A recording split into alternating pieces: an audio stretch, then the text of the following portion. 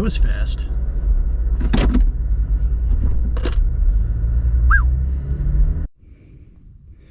Hey everybody, Shark Scrapper. Well, let me tell you, this is 94 pounds of, oh my God, that's heavy. Now it says APC, so we know that it is some sort of power supply converter type device. We're expecting batteries. We are expecting transformers. It's heavy, so there's got to be those kind of things in there, but probably not a lot in the way of decent boards. So come on, let's dive in and find out. Got a little bin here to put some. Oh hey, Ian, I'm saving a fuse for you. So let me know, man, if you want that.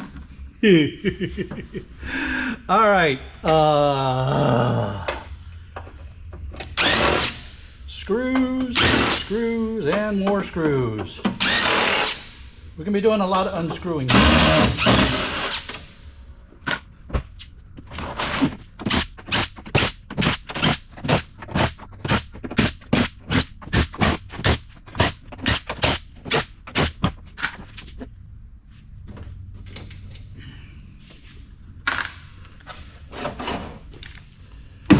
All right, it's time for the reveal. What are we dealing with in here?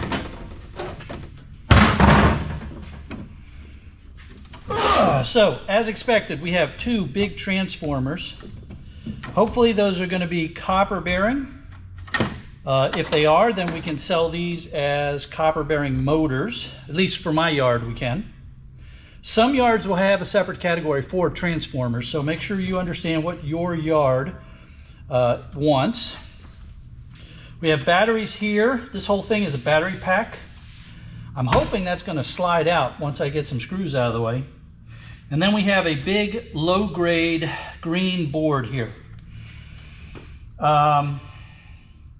This board is going to be one of those interesting ones that if we wanted to spend the time to cut it, we might be able to upgrade part of it to mid-grade. But since you really don't get that much difference out of a mid-grade versus a low-grade, why bother? We'll talk about that some more when we actually look at the board. And then we've just got a whole bunch of insulated wire. At a minimum, we're talking number 2 insulated, but I'm guessing because there's some big knock-in power connectors here that maybe some of this is going to be number 1 insulated. And then we've got brass connectors over here from the plugs. All right, let's see. What are we going to go after first? Let's try these guys first.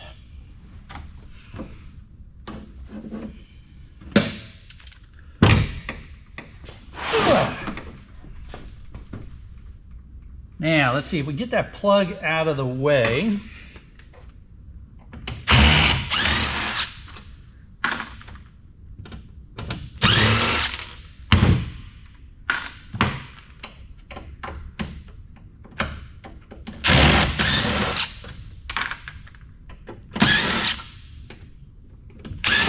We might end up getting the batteries out first. Depends on how this plays here with us. I want to get the plug if I can. There we go. Now,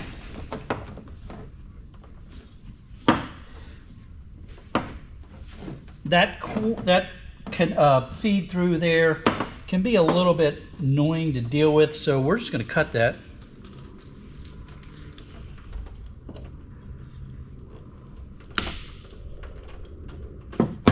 I want to leave enough wire on either side of the connector that at some point I can grab hold of it to pull it through. And let's cut these wires for the transformers so I have less stuff in my way. A lot of times, you know, just getting the stuff out of your way is really important so you can see what you're dealing with. So like for instance right here we've got these fans. There's no reason for me to mess with these fans. So let's I'm going to cut this. get this wire out of here.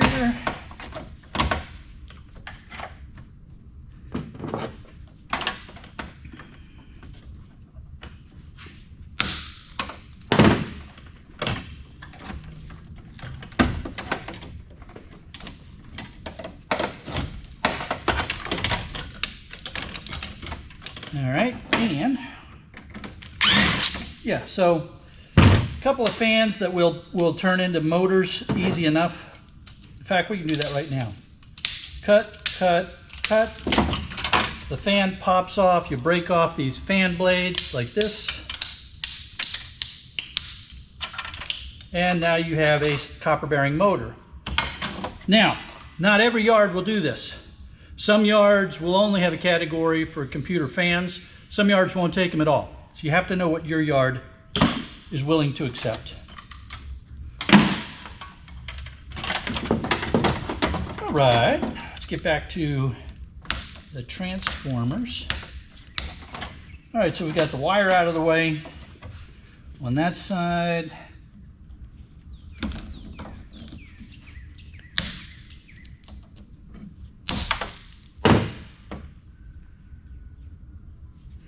And this wire, so this wire is one of the kind of, it could depend on the person at your yard. They may call that number 2 because the insulation is so thick. They might call it number 1 because there's a lot of copper inside there. Again, you'll get to know the buyers at your yard and how they differentiate. The yards will frequently say, you know, some percentage of copper, but that's kind of meaningless for us because it's not like we're going to sit there and measure the percentage of insulation to copper. So for us, it becomes a getting to know your buyer and what they accept.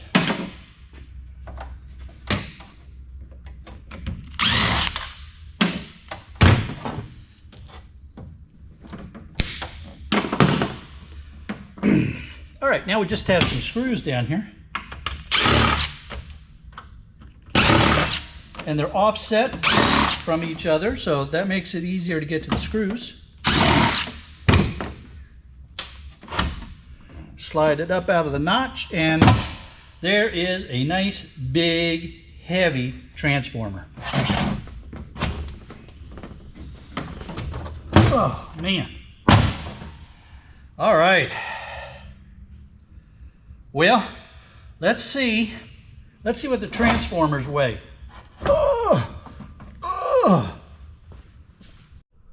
All right, those two transformers are 29 pounds. So out of the 94 pounds, roughly a third of it is the transformers. Okie dokie. Well, we can mess around with getting some wire out of here while we buck ourselves up to go after those batteries.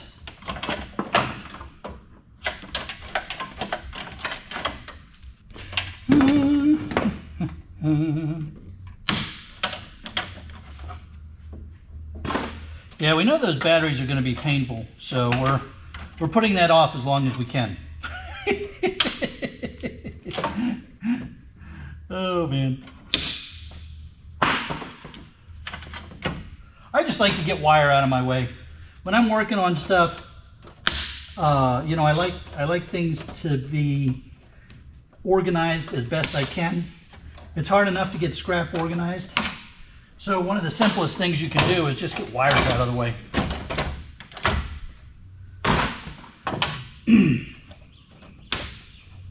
Of course, you have to be careful with that because if you're in the resale game at all, you got to be careful when you go around cutting wires. All right, so that was on one of the cords. It's a ferrous block. So this is ferrous material here. It just helps to clean up the signal that's inside there. So you just throw that in with your small metal bits, your shred.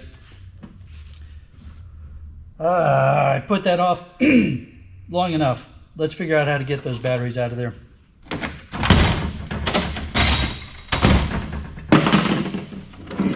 Oh look, I found something else to do instead of going after the batteries. I know I have to go after the batteries sooner or later.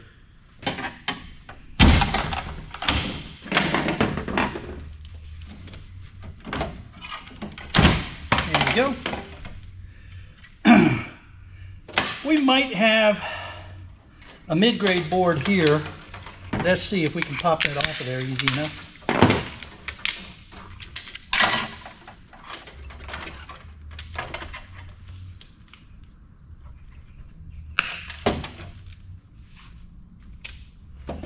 Well, there really isn't much to that board. These LEDs will maybe have some small gold filaments in them. You've got an IC here. So you can easily throw this in with your mid-grade boards. And I'm doing a series of videos on board identification. So I'm working on the video right now for low to mid-grade boards. So keep an eye out for that to come out. But mid-grade for that.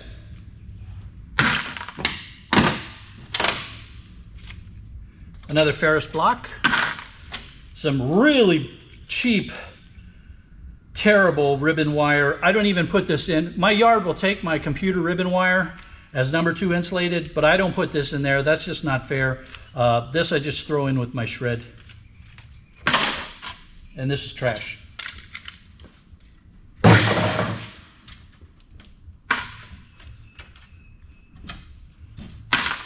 Can you tell I'm putting these batteries off as long as I can? I don't want to.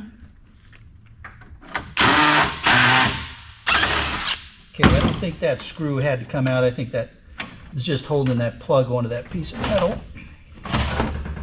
Battery's got to come out now. It's got to happen sooner or later. Fortunately, this tray slides out nice and easy, so no issues there. Sometimes if the unit hasn't been handled properly, you can get corners that are dinged up and bent, and then these things get hung up, and that can make it really ugly. We were lucky. That came out really smooth and easy. Oh man, that's so much lighter now.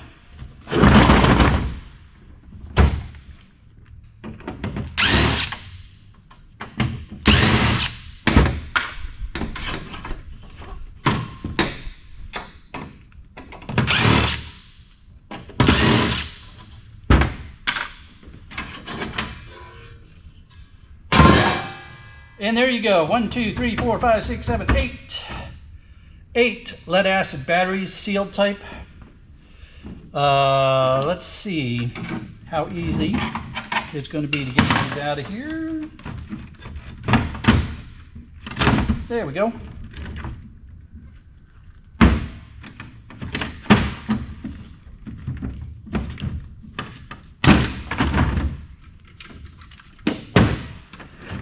Sometimes all you need is a little tug to get the connectors to come off so you don't have to cut the wire. Nice wire there. Let's see, I wonder if this is going to be 1 or 2.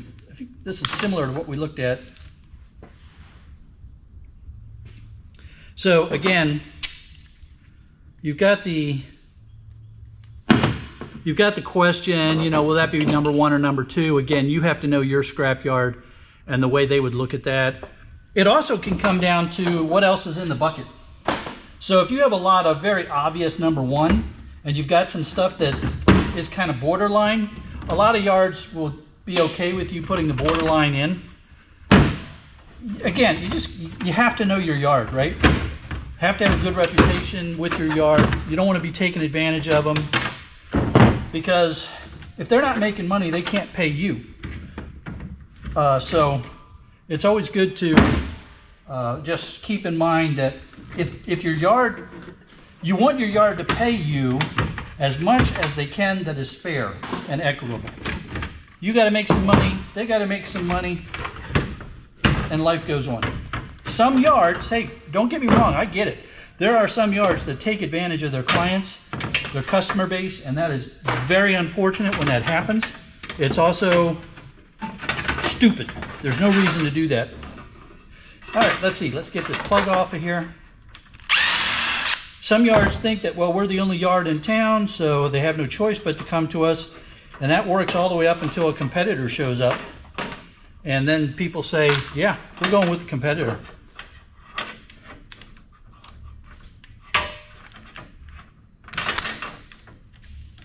Now I could get my sockets over here to make this a little easier, but this should be pretty quick. It's going to be really quick for you all because I can very easily edit through that. Anyway, here's some more wire.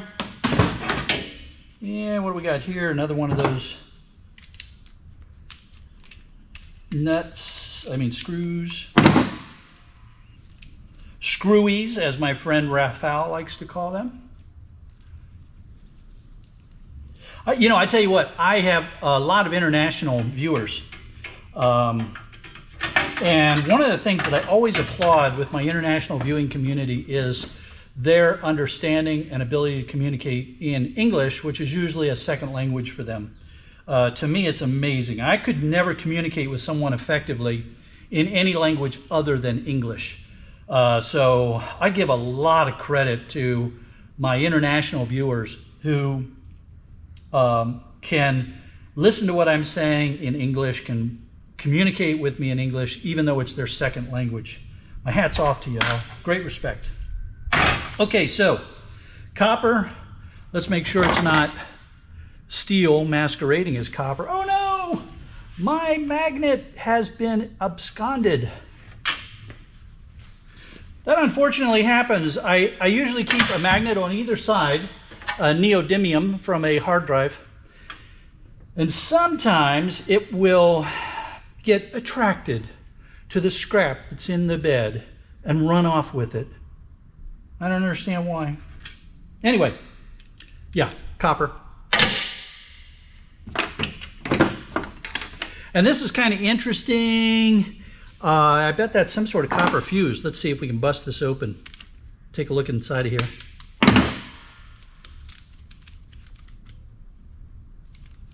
Okay, so put this back to the way it was looking when it was inside of that thing.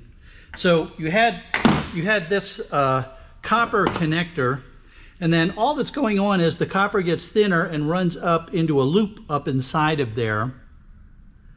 And so I suspect that that was some sort of fuse arrangement, taking advantage of simply somebody did some math and said if the current exceeds a certain amount, that little tiny piece of copper is going to burn through or melt and break the circuit. So that's a very clever way to build a fuse.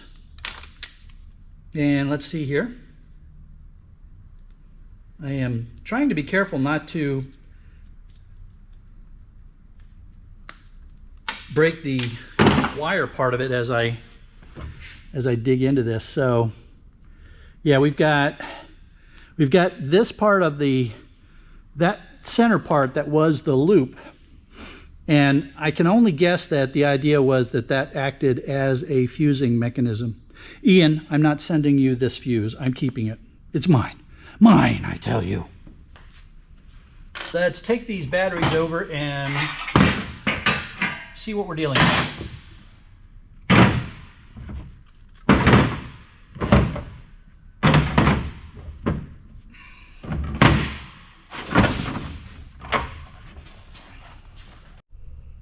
All right, 32 pounds of lead acid batteries.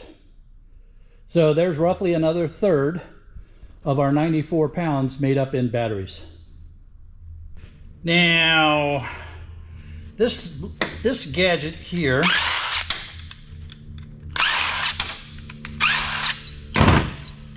with the tin shred, and then deep inside of here are these brass screw thread post kind of things.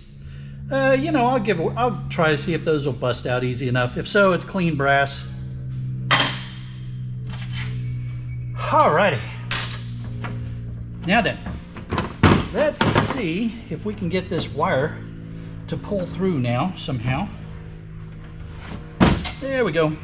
And once you start pulling on them, it's usually easier to get usually.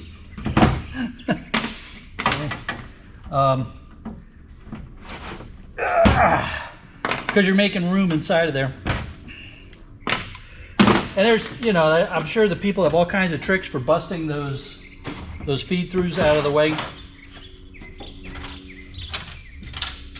Now then, this board is got, I don't know if you can see it, but there are slot pins here and here, you know, in the corners. So the board has to slide down.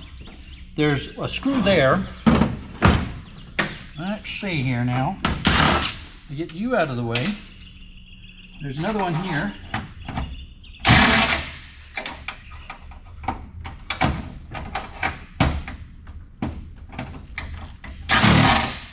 Got it?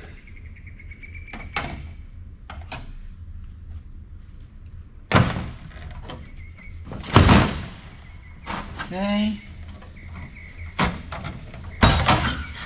Now the board has slid to the position to be released. It still does not want to come up. Why? Is there something holding it out? Holding it in place still.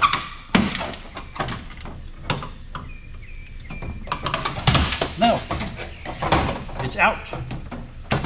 Okay, so low grade power board. Remember earlier, hey, how can I help you? How you doing? Sorry to bother. I saw the sign over there saying there's available spaces. Do you know anything about it? You know if any of these spaces are available? Yeah, sure. Hang on just a second. I'll be right back with you all. Sorry about that. There was a guy coming in. There was a guy, he was looking at one of the empty spaces here, and I try to help the property manager out when I can. So, never hurts to have your property manager be your friend, or at least be friendly with you, or, you know, supporting you, or, yeah, whatever. Okay, so back to this board. Low grade board. It's a power board. But if you look at this corner of the board here, you can see that this part right here, if you take off that transformer, what you've got is a bunch of IC chips, a flat pack, an oscillator, some capacitors, diodes. So this corner right here could possibly be a mid-grade board, possibly even a peripheral low-grade board, because these IC chips and this flat pack probably are gold bearing. But here's the rub. Is it worth trying to cut this board in order to make this a mid-grade or maybe a peripheral low-grade? You're going to remove weight from your board, and it's going to be, you know, you need to spend the time to cut it. Now, for me, I'm not going to go through that effort, right? What I'm going to do is, this is a low-grade board, it's a low-grade board. I might pull off these heat sinks because these are going to be aluminum. So I might pull these guys off and throw them with my sheet aluminum. And I might pull off these toroids to get the copper. I'm not going to waste my time with these FETs, even though you can see these FETs in particular. You can probably even see it through the video that there's copper heat sink on those. I'm not going to mess with that. I might pull off this flat pack because that's socket mounted. So yeah, I'll pull that out. Maybe a couple of the ICs. I could, and I might do this. I might pull off that transformer and that transformer and maybe that one, and throw those in with my copper bearing motors.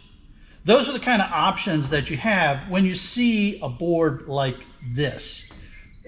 Some places you have no choice but to depopulate, and so you're asking yourself, what can I get from everything? Also, these solenoid switches, let's see if we can pop one off here real quick. Some folks really love these.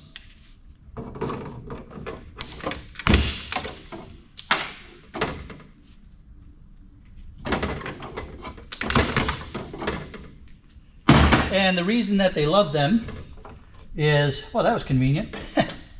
The reason why some people really like these is because you get this little dollop of gold right there.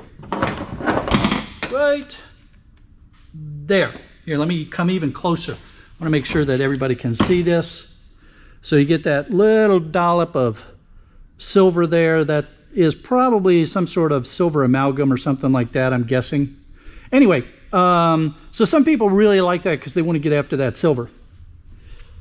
And you've got this part that is copper, so you could call that copper bearing motor. And then of course,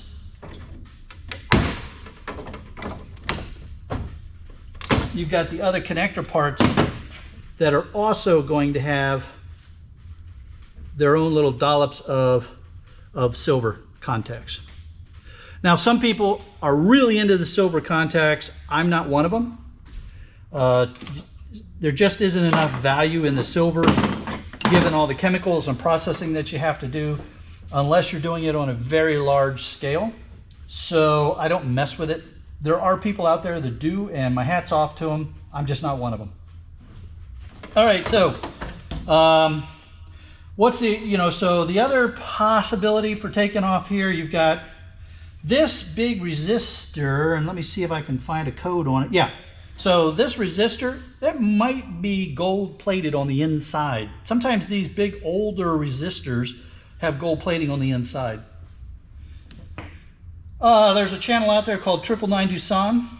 He does a lot of precious metal recovery, and he does it from various components like these oscillators and such. So I enjoy his channel, and if you're at all interested in doing that kind of stuff, I would suggest you take a look at his channel as well.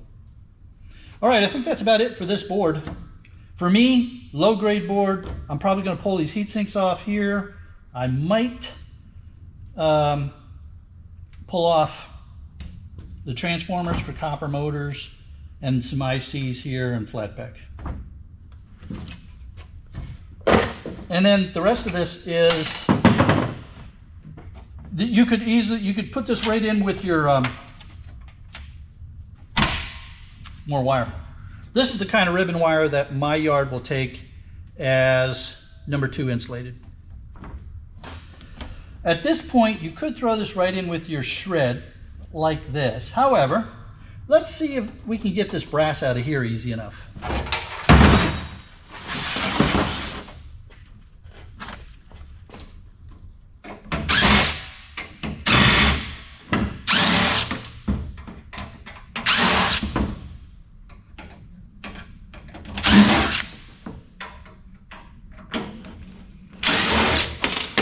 Sorry about looking at the top of my bald head. There's probably a silver contact inside of this. It's a fuse assembly. No, it's a, well, it might be. It says press reset, so it's some sort of switch. Might be silver contacts in there.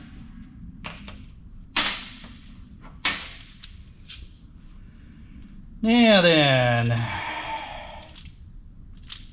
how easy are you going to come out? Let's find out.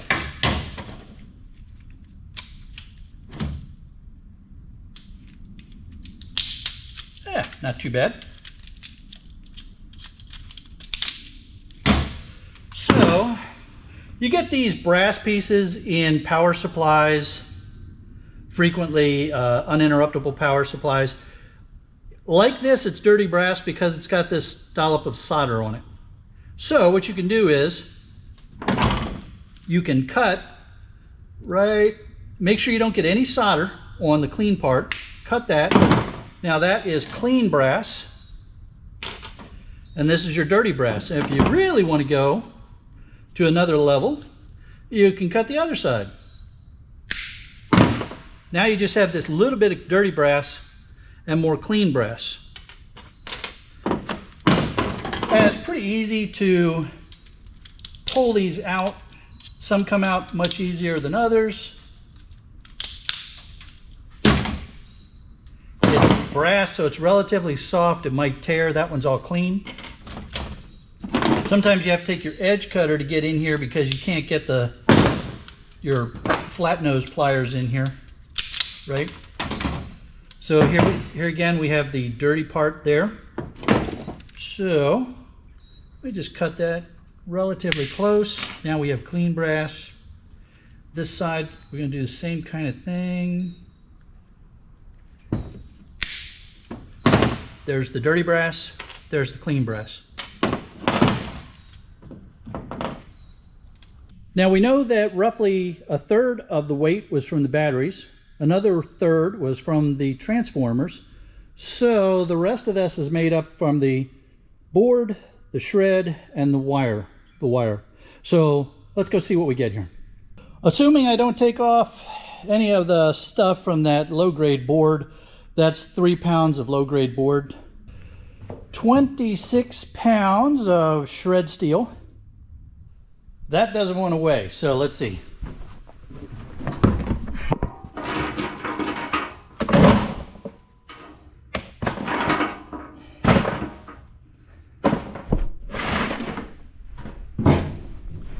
Okay, so we've got less than a pound of insulated copper wire. This bin is 3 pounds and it's showing 3 pounds on the scale. So what that means is that that wire is less than a pound. So not a whole lot in the insulated copper wire, even though it looked like it was going to be really good insulated copper wire.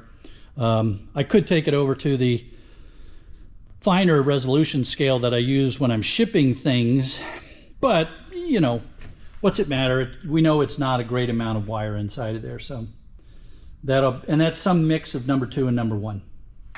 Hey, that was a lot of fun, everybody. I hope you had a good time, because I certainly did. Don't forget, every Sunday at 2 p.m. Eastern Time, US Eastern Time, I do a live stream where I talk about what's going on in the precious metal market, industrial metals market, companies, the stocks of value of companies that are in our orbit, our world of scrapping and recycling, and things that go on to help us understand the broader economic impacts of our scrapping and recycling business. I look forward to seeing you up on my chat every Sunday, 2 p.m. Eastern. Have a great day. We'll see you on the next one.